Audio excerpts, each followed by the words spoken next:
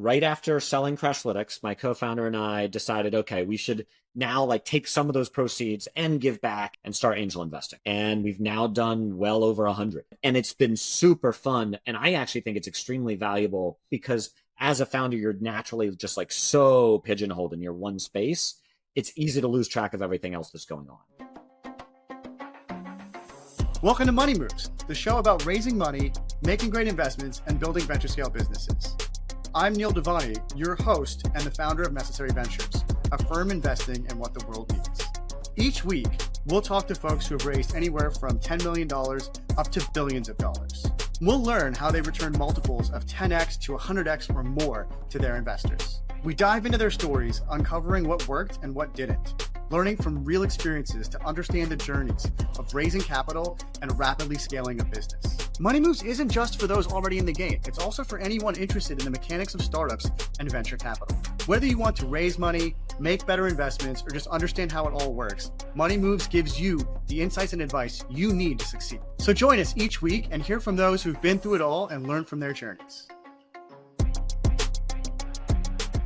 Jeff, thanks for joining me for an episode of Money Moves. Neil, it's so great to be here. Thanks for having me. Yeah, I want to start by going to the very beginning and just understanding like, how did Jeff become Jeff? With some of my guests, I love to do this, which is just if you could talk a little bit about childhood and getting to Stanford and that whole beginning. Yeah, so I grew up in Baltimore, Maryland. Definitely not the tech hotbed. Technically in the city limits of Baltimore, right on sort of the north end by Johns Hopkins. And growing up, all my friends' parents were like doctors or lawyers, and they wanted to be doctors or lawyers or maybe work on Wall Street or whatever. And I just never found any of those careers particularly interesting. And I was just always excited to like build or create something or sell something. And I think I attribute it to like growing up, I was never given an allowance. And my friends could like go and buy a candy bar or go to a movie or whatever. And I was always searching for like, how could I make some money so I could do something? And so I did all the classic stuff. I like had a lemonade stand. I actually like drew and sold flags of the world because I was obsessed with geography in lower school. And then I think the big unlock was sort of learning how to code. Totally out of the blue, my parents gave me the book Mac Programming for Dummies in 6th grade. And I have to say I read it and didn't understand anything. And then 6 months later, I was like, I'll try reading it again. And I finally got the Hello World example to work. And this was the mid 90s. This was Mac OS 8, I believe. And you ran and compiled a real Mac app and it double clicked and it had a menu bar and it opened a window and it printed Hello World. And I changed the text to print in orange. And the moment Hello World printed in orange, I like this light bulb went off and I was like, I can make this computer do anything I ever wanted. And that was the moment. I literally from that day on, I've spent like many hours a day of my life coding. Did you know then like, okay, I'm going to become a software engineer at that age, like 6th, 7th grade? Yeah, I just fell in love with it. Like the concept of being able to write something once and run it infinite times. And the computer always did what you told it to, plus or minus the bugs, of course.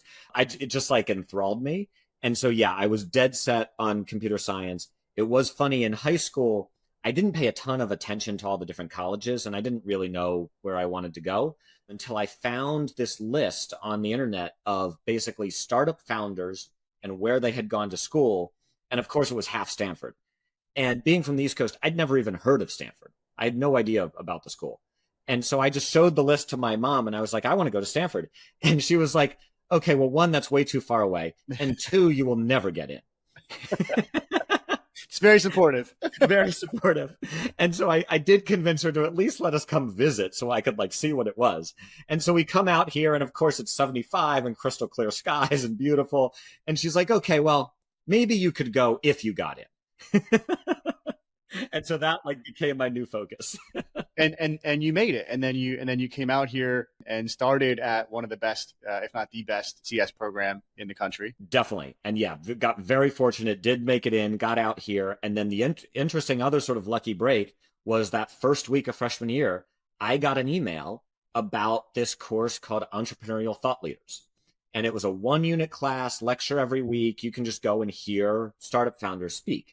And I was like, this is amazing. And that was really my first introduction to the concept of a startup versus a software company. Because throughout all of high school, I had basically parlayed my early coding experience into a software business in Baltimore.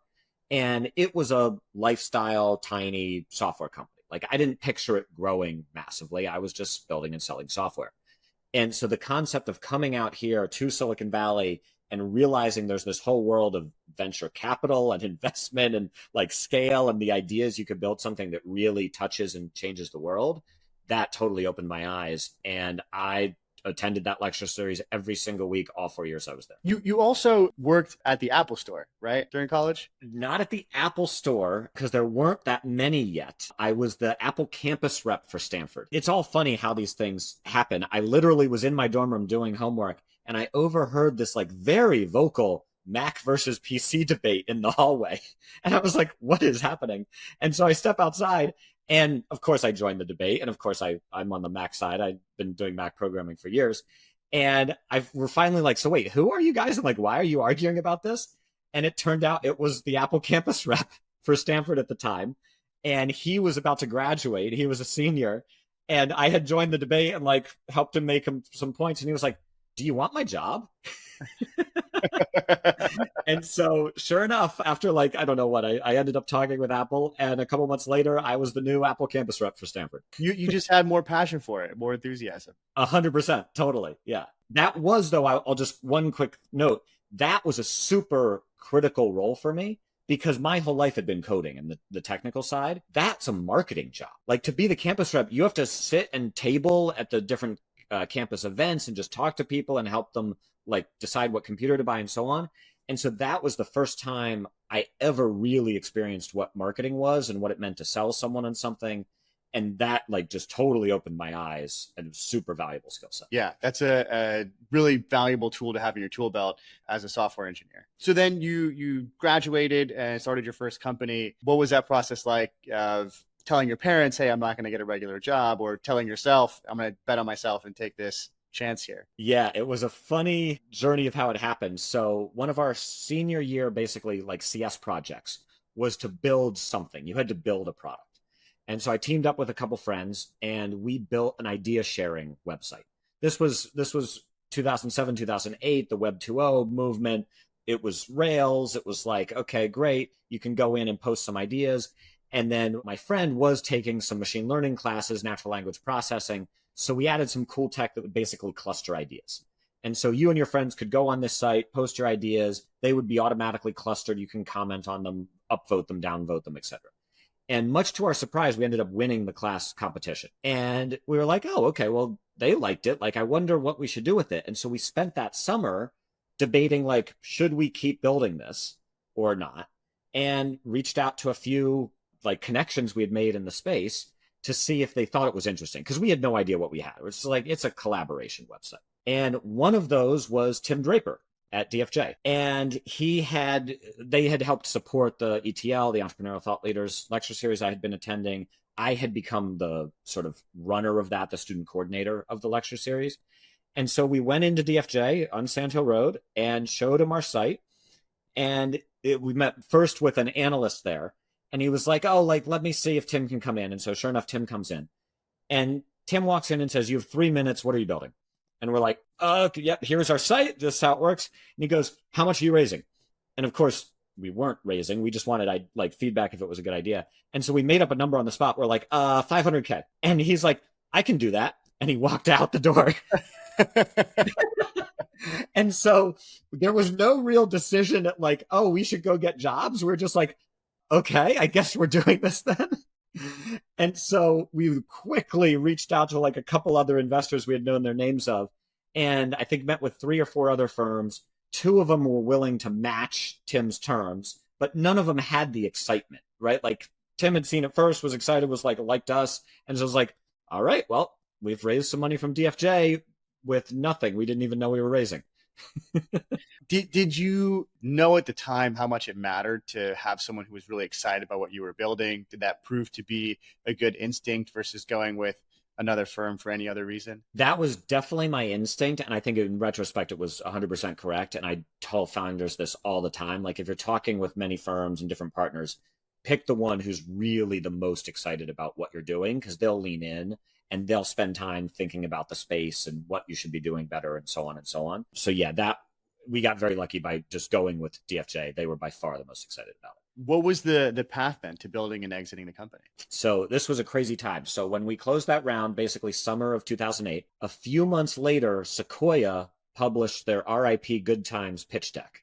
Because of course the housing bubble had burst.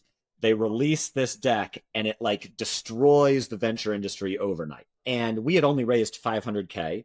And for probably people will find this interesting, the terms were 500 on 1 mil pre. So we had given away 33% of the company. Back in 2008, like that wasn't unusual. But other friends of mine had actually given away more in their seed round. And so we didn't have a ton of runway. We didn't have a ton of options. We had quickly built out this prototype. We had scaled it to 20,000 users, which we thought was decent, but no one was really paying.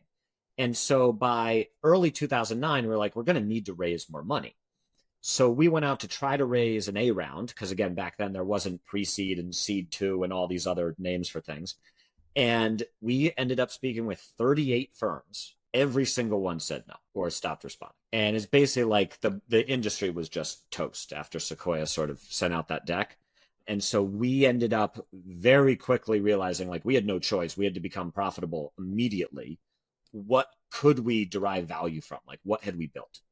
And so the core tech ended up being document preview, because we had improved the product to let you upload slide decks, pitch decks, Word docs, Photoshop files, Illustrator, like any file format you were sort of prototyping your idea in.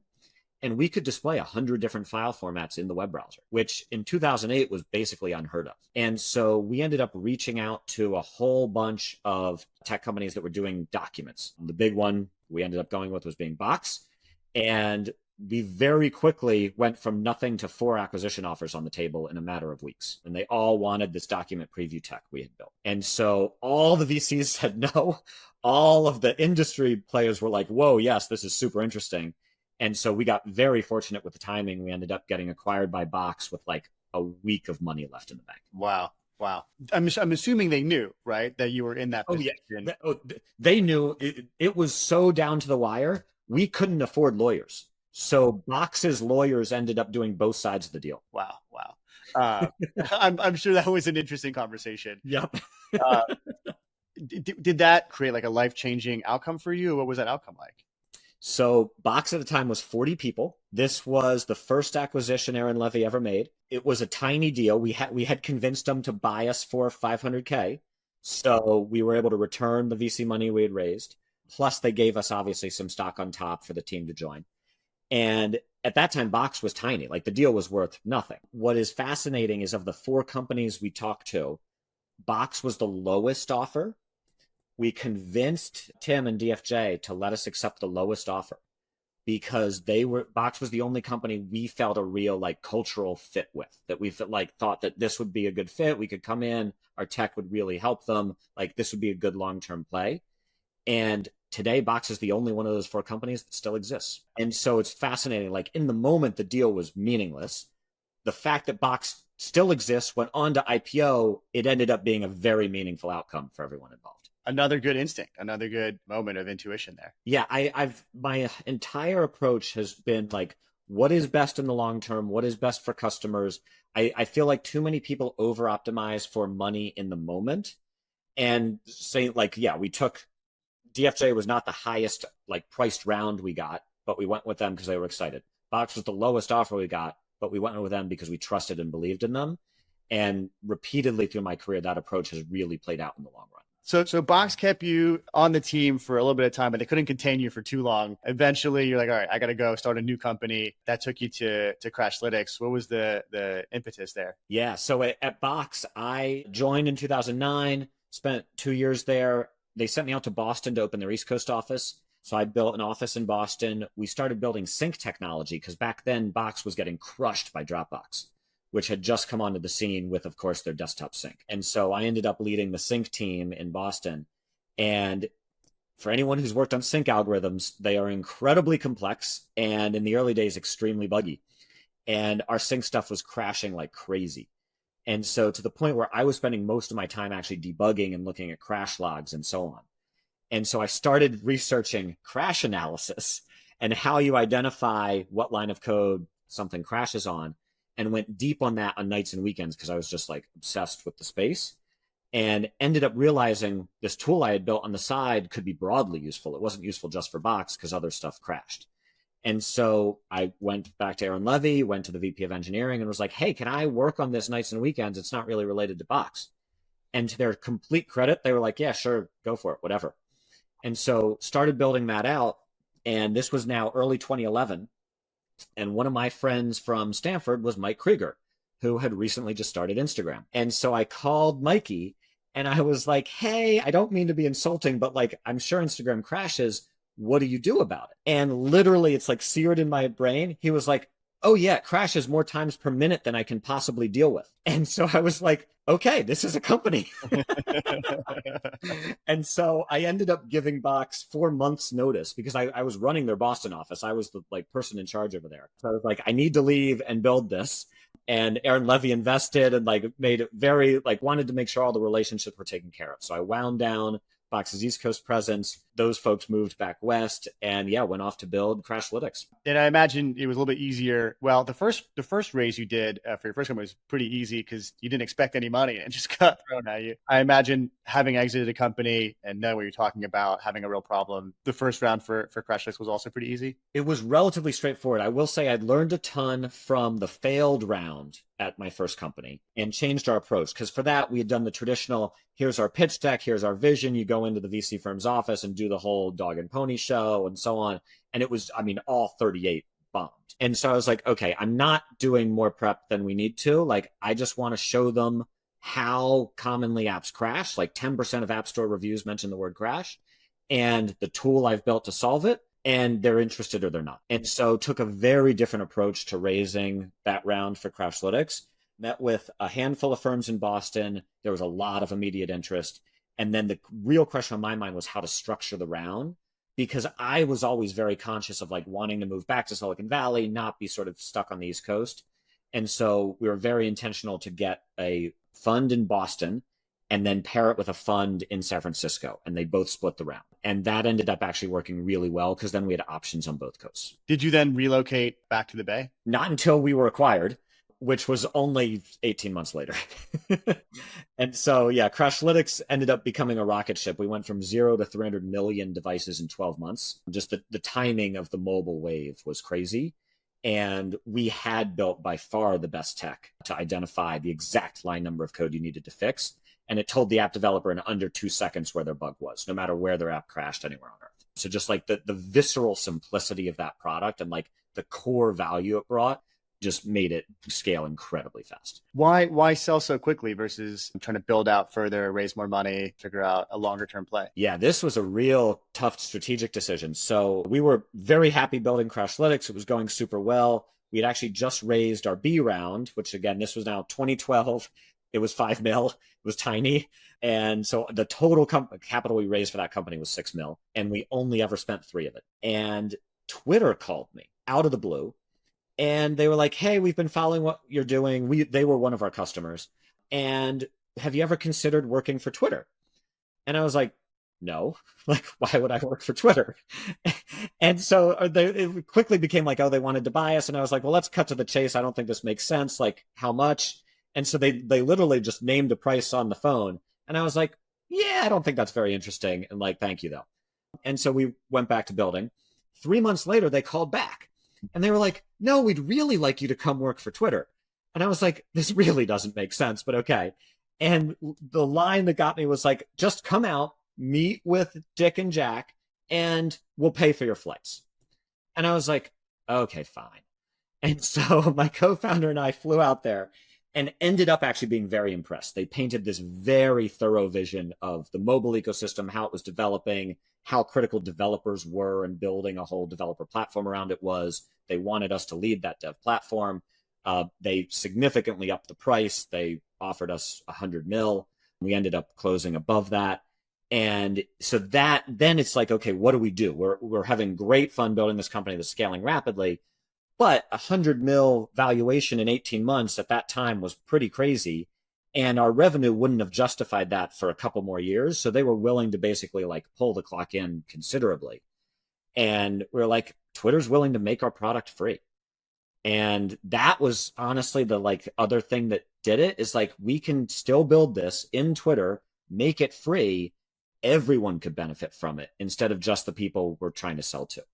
And so, yeah, it was not an easy choice, but we made the decision to go through with the acquisition and no regrets. It was a fantastic time. We scaled Crashlytics at Twitter from that 300 million devices to 6 billion MAU. And so literally just every smartphone on earth. It seems like just another moment where doing the right thing, like for users, for customers, makes it very clear what the right choice is for you. 100%. That's always been my mentality. It's like, and we weren't successful at Crashlytics when we were acquired. We weren't successful when Twitter IPO'd. I think today the product is now successful because it is the de facto standard. It is universal across every smartphone on earth. How much of that acquisition do you think was just based on the team you had built and the shared vision, and that more intangible aspect, and how much of it was, this is a great product, great traction, we want that at Twitter? I think it was a combination of both. They did come out and do some due diligence. They interviewed a bunch of our engineers. We gave a tech presentation. They were very impressed with how we had built the product. And so as I talk with founders, like, you do want to be really disciplined in building your team and the caliber of talent you have and how you architect things. Because if you are in an acquisition scenario, all that really matters. And it does have a huge impact on the scale of the outcome. If we had thrown together a really just like poorly built thing that wouldn't scale, Twitter couldn't be interested in it because it wouldn't solve their use cases to really build a global developer platform. If you had to handicap it, would you say it was like 50-50, like team product, 60-40, 40-60? That's a great question. I don't know. A funny anecdote I can share is it certainly wasn't the revenue metrics, because we had almost no revenue. And when we did the calls with Twitter Finance, because of course they need to know how to account for the deal, the deal price ended up being something like 99% goodwill because none of the fundamentals justified it. It's, I'm not trying to harp on, I'm just curious because I feel like we're seeing this again. We saw it with, autonomous vehicles. We're seeing it again with AI companies, where companies are being acquired for way more than their traction. But part of it is having a compelling team and a shared vision for what you're going to build. And then part of it is there is some technology that's been built that may not be easily replicated. And Crashlytics seems like the kind of thing where I'm sure there was a lot more to it than it seems, but maybe they could have tried to replicate if they wanted to. So it doesn't seem like it's purely product. You probably assembled a team that they were like, yeah, okay, maybe we can try to build something, but why wouldn't we just bring this entire team on board and they can build this and other great products? Yeah, I would qualify that a little bit. 12 years in, nobody's been able to replicate it. So it is the core tech we have was by far the single most advanced implementation of crash detection that's ever been written, to my knowledge. And so that no one would be able to copy. I would say I would characterize it as strategy as well. And it's like when you're speaking with a potential acquirer, you really need to understand how strategically important is this to that company. And for Twitter, this was way more strategic than it sort of seemed from the outside. So about 6 months before our acquisition, Twitter had put out this blog post that basically killed their developer platform overnight. They had completely pissed off all the developers building on top of Twitter, and they recognized that, and they needed a way to reset their relationship with developers. And so they were willing to pay above and beyond to buy a very popular developer tool and keep it running and give it away for free, that bought them all that goodwill back that they had sort of given away. And so I think that is really what they were paying for. That's a much deeper alignment than just a vision, right? It's actual strategy and tactics and relationships. Thanks for that color on that. Let's jump to digits and deciding you're going to get on the merry-go-round one more time. Yes. So every company I've built has been my own problem. The first one in Creo was because I was fed up and obviously at Stanford with collaborating on ideas and documents. Crashlytics was because our sync tech was crashing. And digits was because through that Crashlytics journey and then through my time at Twitter, I was just stunned by the difference in data quality between product engineering and finance. And on the engineering side, you have Grafana, A/B testing tools, logging, performance analysis, all of these real-time dashboards where you know pretty much exactly what's happening in the product at any given moment. And then on the finance side, as a startup founder or small business owner, you're sitting there waiting weeks for your accountant to give you a black and white PDF of your balance sheet and P&L and so on. And I always thought like, oh, that's a small business thing. It obviously is fixed at the big companies. And then I show up at Twitter and I ultimately became head of consumer product in 2015. I went to corporate finance and was like, okay, what's our budget? I want to run a Q1 offsite. Like, how should I be thinking about it? Their literal answer to me was, oh, we haven't run those numbers. Give us 3 weeks. And I'm like, you have 100 people in finance. Like, what do you do? And so that was the like light bulb moment for Digits. So when I left at the beginning of 2017, took some time off, went traveling, and then came back, and we just went deep into accounting and like what is going on there. And I had no formal background in finance or accounting whatsoever. And so we just fell all the way down the rabbit hole. We hired UCLA's professor of introductory accounting to teach our team a private class. I read multiple accounting textbooks, and it's like really trying to understand everything going on. And we realized ultimately it's a software problem, that the core ledgers in the space, QuickBooks, Xero, et cetera, are just poorly architected for the modern world, not real time, not able to aggregate all the data you need, not able to visualize it. And that's what was holding the whole industry back. And so we started Digits in 2018 with the simple premise of we are making small business finance automated in real time. Did you guys raise a round before the Series A, or was the Series A the first financing? Great question. We went out to raise a 3 mil seed round and very quickly oversubscribed. And based on our experience with Crashlytics and so on, like this was probably the easiest round I've ever raised. What was interesting is we were about to close that, and I had a catch-up call with Benchmark, and I've known that team for many, many years and just sort of periodically touch base with them. And I told them, oh, by the way, we're doing this new company. I'm doing this seed round. Like, I would love for you to lead the Series A when we get there, like just giving you a heads up. And the response from Peter Fenton was, wait, why would you close a seed round today and then close an A round tomorrow and get diluted twice if you could just close the A round today? And I was like, excuse me, is that something you'd like to discuss? And he's like, yes, I think I would. Yeah. We quickly canned the seed round, and Benchmark led our 10 mil Series A.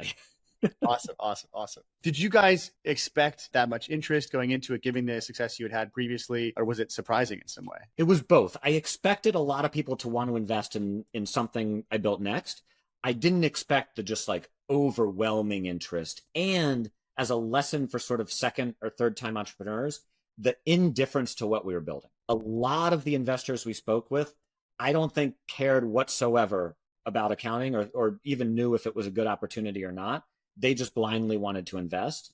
And so it was actually difficult to get thoughtful feedback through all these different investor conversations on like what we should be doing and where we should be spending our time and like how they would craft the product and so on. And so I think that's a trap you can fall into if there's like too much interest in around. One of the reasons we ended up going with Peter and Benchmark is they were very, very thoughtful about the space. That makes sense. It's back to what you said earlier, right? About selecting a VC who's excited about what you're building in addition to being someone who you think you could work with well. Yep, exactly. The next round came pretty soon after that, I think, right? The Series B. It did. And this was, I think, based on our early traction, because we had started building a lot of software and we knew what direction we were heading in. But also just our ongoing relationships. One of the things, like I meet with VCs constantly. Like I think I've met with 2 this week. We are not raising. We have years of runway. But I love just staying in touch with the industry and understanding what folks are looking at and keeping them generally updated on what we're doing so that when the time comes to take capital, you're not starting from scratch, right? You have all this pre-built relationship and they have context on the business and so on.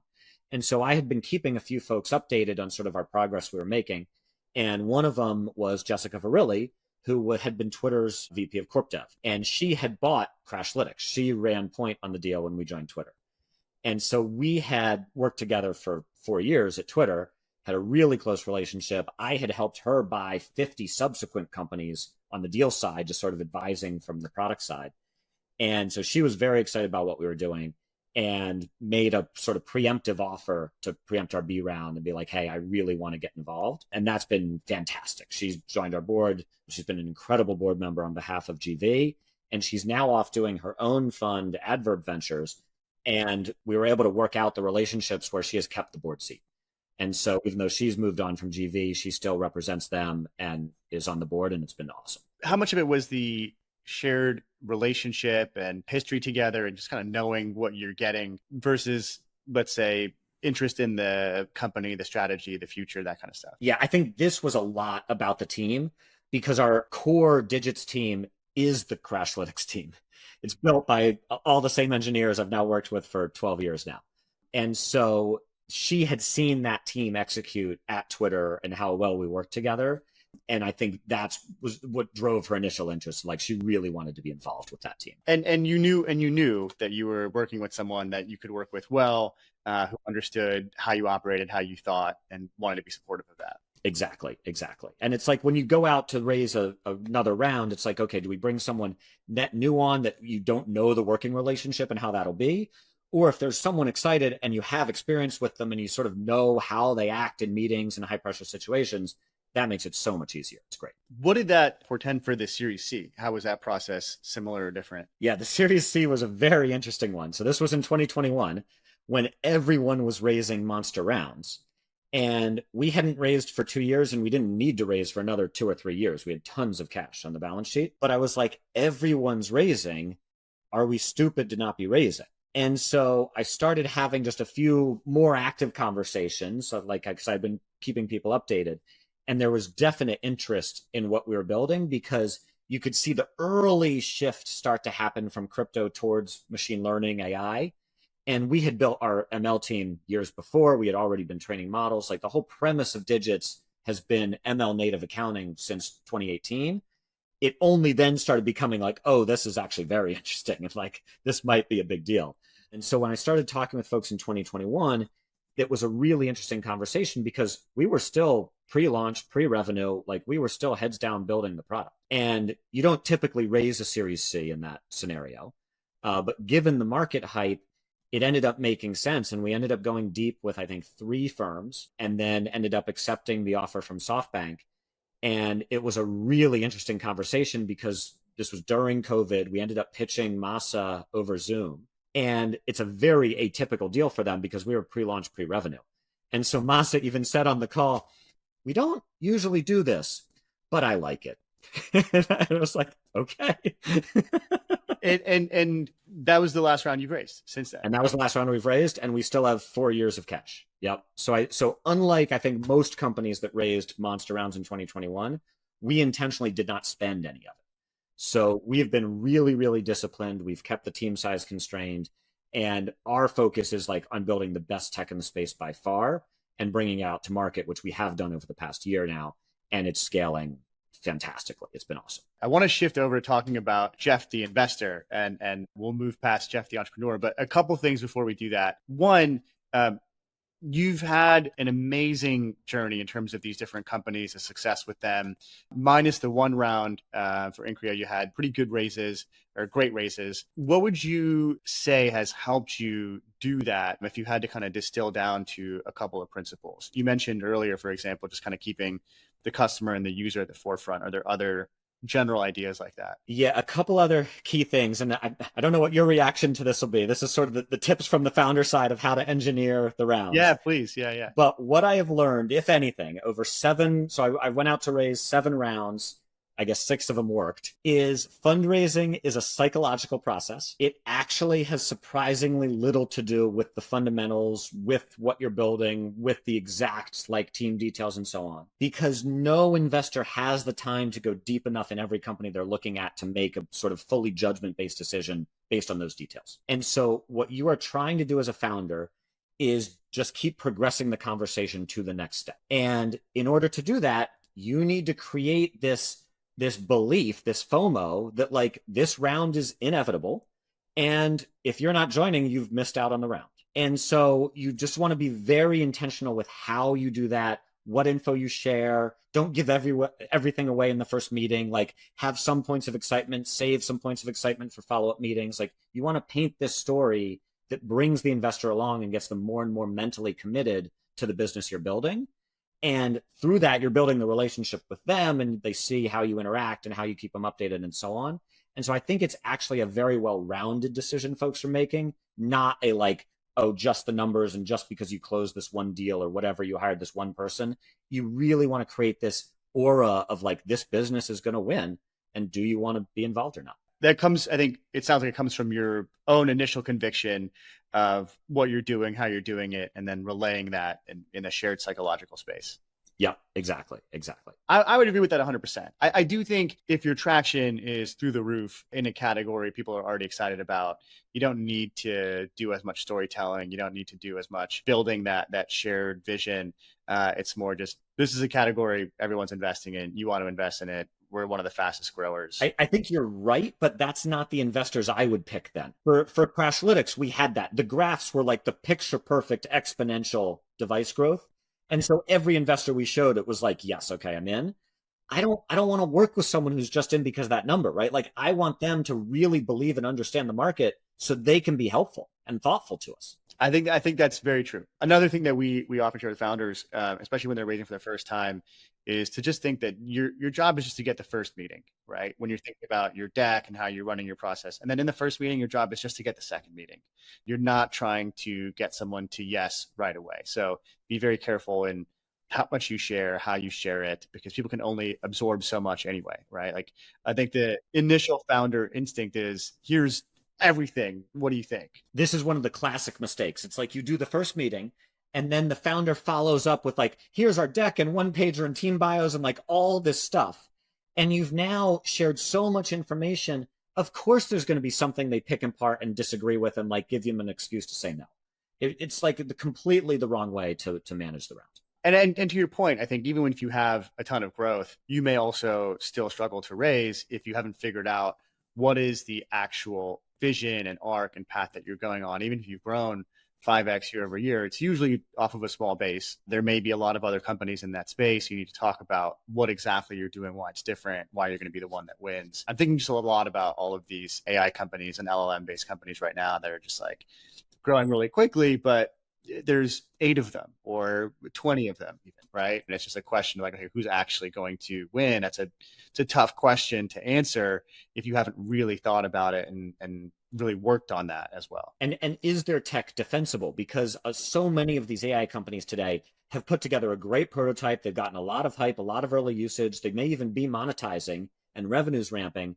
But is that a business in 3 years, or is the tech just completely commoditized and it's in every product and like there's nothing special anymore? Yeah, that's a very common critique these days. And even previously, right? Even with mobile apps, with software, right? A lot of it was just like, well, someone else could build this in a week, right? What's your advantage in distribution or anything else? Do you have some accruing advantage, accumulating advantage over time? Let's talk about Jeff, the investor. You are a very active angel. When did you first get started writing checks? Yeah, so right after selling Crashlytics, my co-founder and I decided, okay, we should now like take some of those proceeds and give back and explore this investment side of things and start angel investing. So we set up a shared entity and just started co-investing, writing angel checks.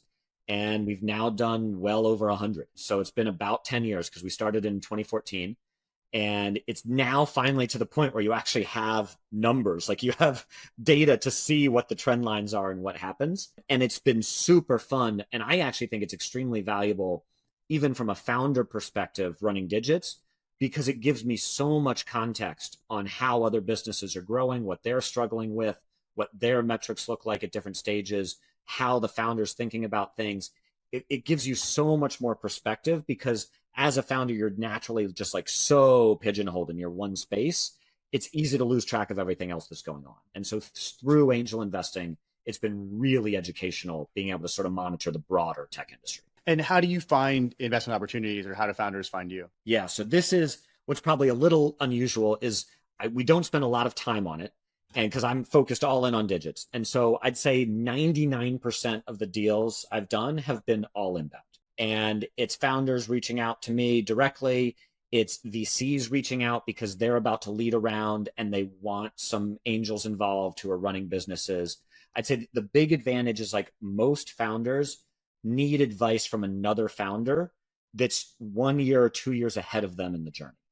Because you want someone who's hit the problems you had recently and overcome them, not someone who did it 10 years ago and the advice has totally changed and all the connections are no longer useful and so on and so on. So the story I tell founders is like, my value add is when you hit a tactical challenge you need advice on, I've probably seen it and can point you to someone who's seen it and dealt with it. And what are you looking for, I guess, when you're deciding who to invest in? Is it team and their vision? Is it you want to see a great product, something that they've thought about in terms of strategically defensible? Like, what are the things you index on? Yeah.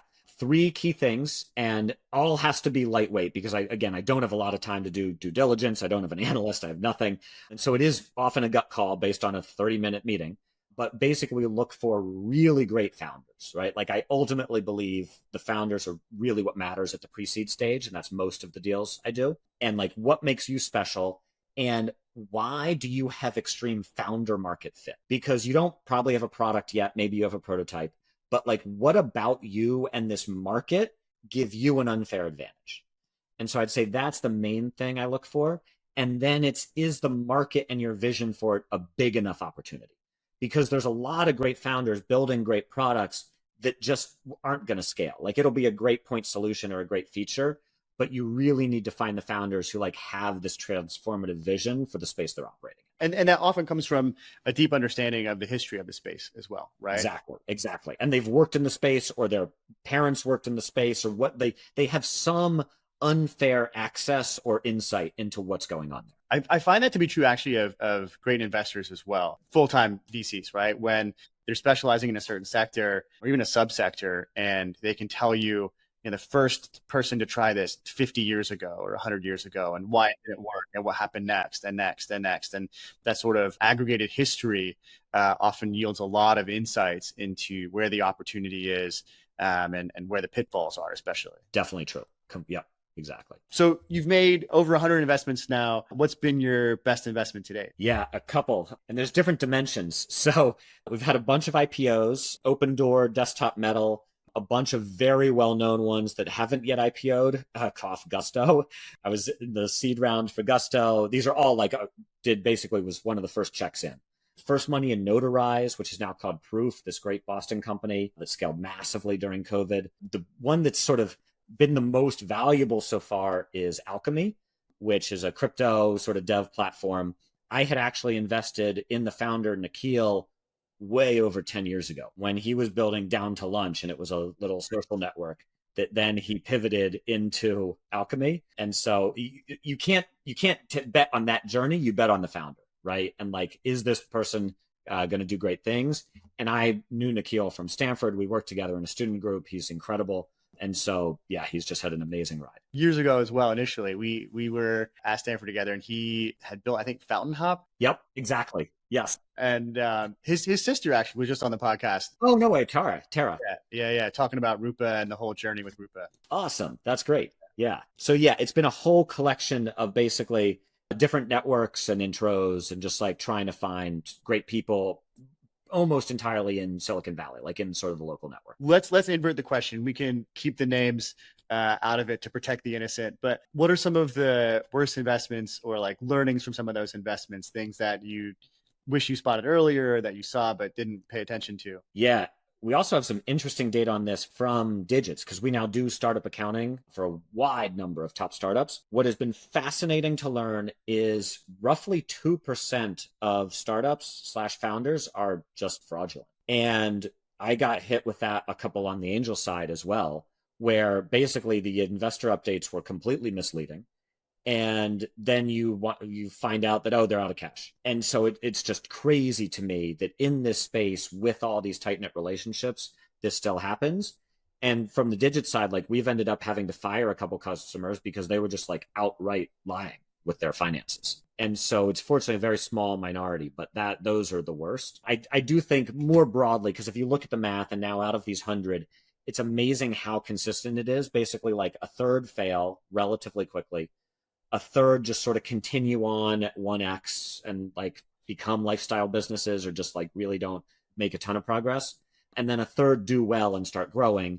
And of course, a tiny handful are what result in all the returns. I'd say to give advice to like the bottom 60% of companies, please the founders should be honest in the updates. Like that's the only way your investors can help you. If you sort of gloss over what's happening or don't share the details that matter, you're not going to get any help. And all of your investors do want to help you. They want the company to be successful. They want a return just like you do as the founder.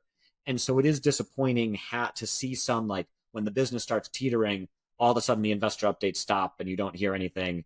And then 6 months later, you discover, oh, they failed and the founder never said anything. It's a very classic pattern, right? And I think back to the psychology of it, right? We're talking about the psychology of fundraising. I think the psychology here, right, is just that fear of failure and that shame and admitting it. And one thing that we often talk about in the Valley, right, is like how we embrace failure, and it's like great and you can move on. But I do think there is some truth to the fact that there is a stigma associated with it sometimes, right? And people struggle with how to navigate that, especially when sharing bad news and things are not working, or something tumultuous with the team and stuff like that. Yeah, no, it is definitely tough. And I mean, and I saw that as my first company was on the brink of failing. And so like I deeply empathize with the founders in that scenario, but they should have the investor relationships. Like, these should feel comfortable for as many folks as possible sharing the accurate news, because that's the only way you'll get real advice. Yeah, we talk about it as building up versus coming down, right? In the sense that first person is your co-founder, if you have one, right? Your co-founders, that's your first circle of trust. Second circle of trust are the investors that you can rely on and that you can trust to kind of keep information confidential, rather than, when you have some of these party rounds where you have like 20 people on the cap table, maybe you don't want to tell everyone everything, and that's fine, but at least have some circle of people that you're communicating with more openly that can provide value, or at least just be that receptive ear, right, to give you an outlet. Yep, exactly. I have to ask, what is Gumball Capital? Oh, random. This was a project from a good friend of mine, Calvin Wang, while we were students at Stanford, and he went and made a random life decision, which as a college student, he would buy 100,000 gumballs. And they showed up and to his dorm room. And 100,000 gumballs is a massive volume of gumballs. And he quickly realized, like, he had nowhere to put them. So he had to move all of his furniture out of his dorm room. And he rebuilt his bed and desk in boxes of gumballs. And they literally like filled his entire dorm room. And so then he started thinking like, okay, well, what can we do with them? And so this was very lucky timing, because Stanford Entrepreneurship Week was about to start. And he and a bunch of us decided to start Gumball Capital, which was to raise awareness for micro entrepreneurship around the world. And so we solicited donations to support basically developing countries, micro entrepreneurs, give them money. And in exchange for donating, you got a pack of gumballs. And so it was called Gumball Capital, but it actually ended up doing very, very well, got him a lot of publicity. I think he met Muhammad Yunus, like, really fascinating story. And it's a cool example of just like what an insane passion project can lead to if you just like keep building upon it. You have some passion projects of your own. You've gotten into film. Yes. People might recognize me. I was in The Social Dilemma, the Netflix documentary about Facebook and Twitter and so on. And when you sit for an interview for a documentary in 2018, you don't expect 100 million families to watch it during COVID 2 years later. So that was a fascinating journey, but it was a really important message to get out, because as head of product at Twitter, I started to see and understand the negative repercussions of the platform in 2016, and particularly that election. And that is what led to me resigning from the role and leaving the company. And I was really excited to be able to team up with Jeff Orlowski, the director producer, to create this doc. It's just, I mean, we see it to continue unfold, but the dramatic impact of misinformation and how news spreads or doesn't spread online and how people are influenced. And what's fascinating is it's one of the true earliest applications of AI, of machine learning, was when Facebook introduced their ranked timeline back in 2013. And they never predicted the negative outcomes that would result, but Twitter fell into the same trap, right? These timeline ranking algorithms very quickly learn that the way to keep people in the product is to show them content they directionally agree with, but is slightly outrageous. And as a result, you begin pigeonholing people, making them all fall down whatever rabbit hole they're prone to fall down. And you end up polarizing and isolating just wide swaths of the population. And so the repercussions are cataclysmic. And so, yeah, it was really important to build, make, and release that doc. What do you think about the state of affairs today? Just given, I mean, recent news with Facebook moving to community nodes, and it does feel like we are much more polarized than we've ever been. Oh, for sure. And now the problem is they're doing it willingly because they know the results of what happens. Like, Facebook is directly responsible for the genocide in Myanmar, and that's been well documented. And by making these moves and removing fact checkers and so on, they're opening the door to this to start all over again. And so it's just crazy to me that it's a willful choice. Unfortunately, I would say Facebook has never proven themselves to be particularly ethical. For those who remember their Onavo acquisition, they basically bought that company to expressly steal data from everyone's Android phone. And that's what they did. And that's how they scaled their advertising platform. And so they've just been shown to take advantage of every opportunity they can. So it's very frustrating to me. What do you think the solution looks like if you have one? Not to put all of the problems on the world. Please, Jeff, save us. But it does seem like there's a huge tension between revenue and profits and shareholder value and being a good corporate citizen, as there often is for many industries. But in this case, it's particularly acute with the amount of depth that you have on it. What do you think the path forward is? Yeah, and it's really hard. And this is ultimately why I resigned. Even as head of product, you can't change this because it's fundamental to the business model, right? Like if you are making money by selling ads, then your money is correlated with ad impressions, which is correlated by time spent in product. And so if you are building a business that requires people to spend time in the product, you will be motivated to outrage them.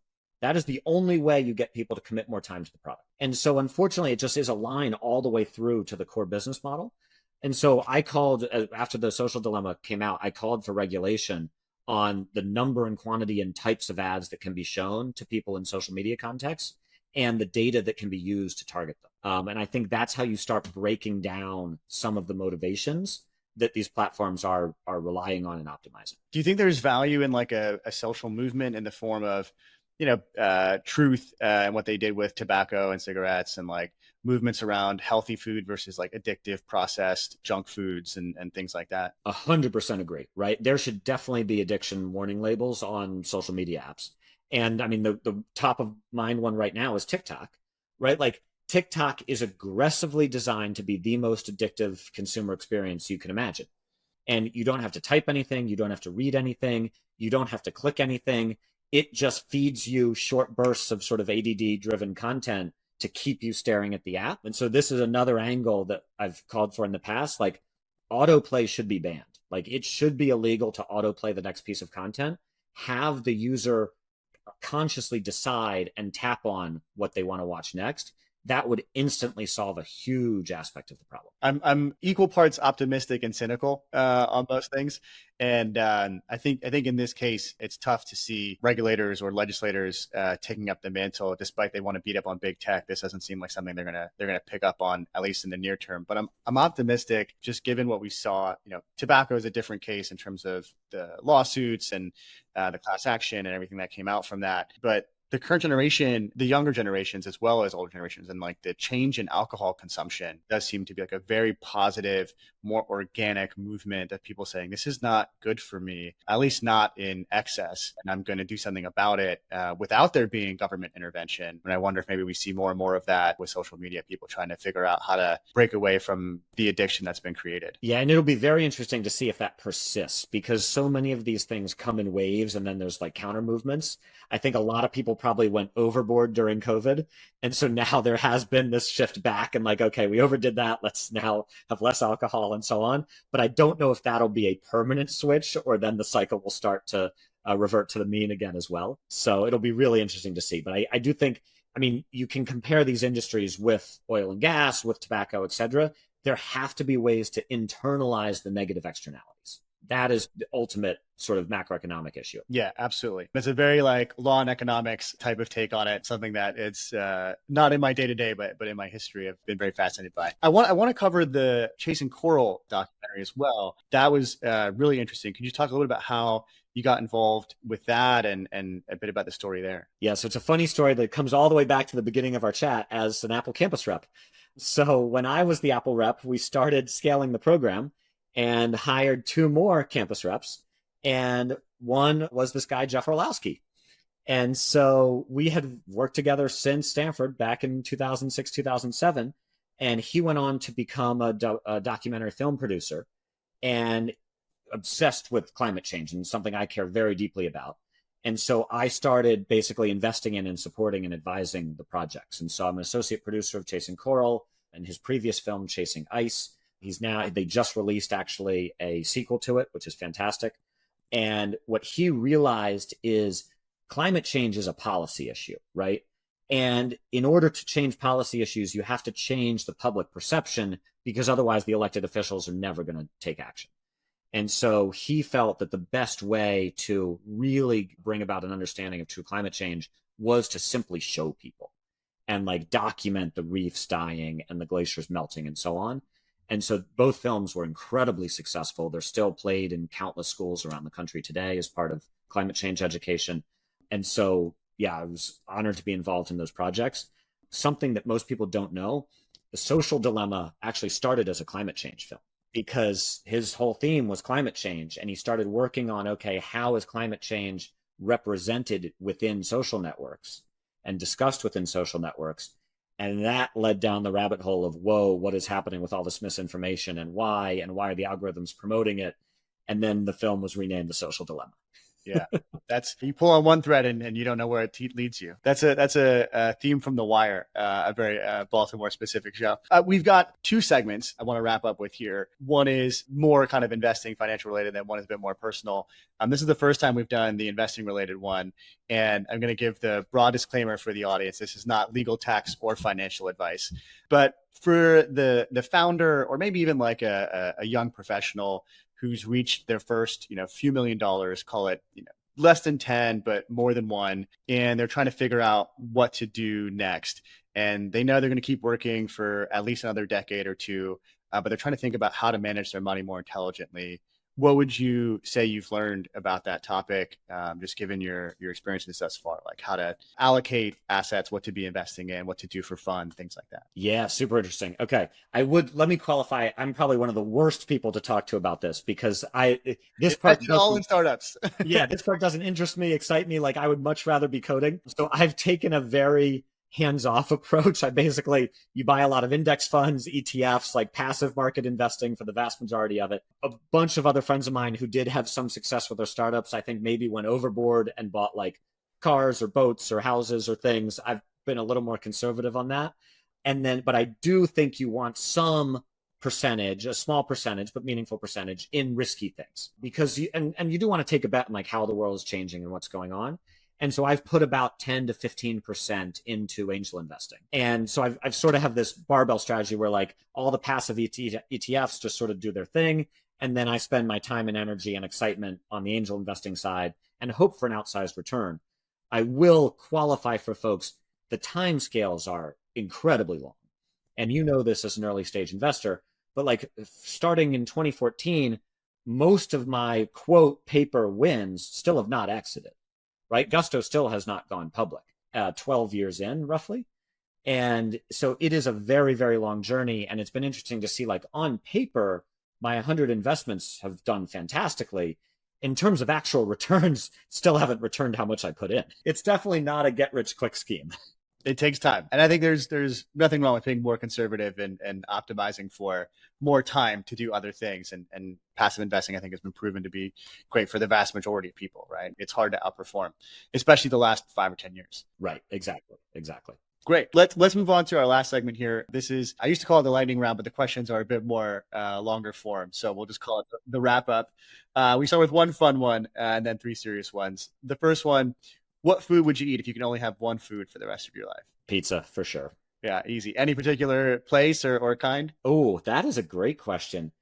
I love making pizza, actually. My wife and I make it from pretty much scratch and make the sauce, make the dough often, like everything. And it's so fun to just like spend time in the kitchen and have everything come together. And it's fresh, hot out of the oven and it's delicious. And we've iterated technique over time to get it to be really good. So we have a 3/8-inch pizza steel. It's basically 25 pounds of metal for huge heat capacity. You make the pizza in a large cast iron pan, so it starts cooking while you're making it. You then start it on the stovetop, then put it in the oven, then bring it back to the stovetop to finish the bottom crust. So it takes, but the whole thing cooks in 6 minutes. It's insane. And you're optimizing, it sounds like, for crispiness in that. Super crispy, thin crust. Yeah, exactly. Yeah. So like, I guess it's probably technically called Neo-Neapolitan pizza. That sounds great. You got me hungry for pizza now.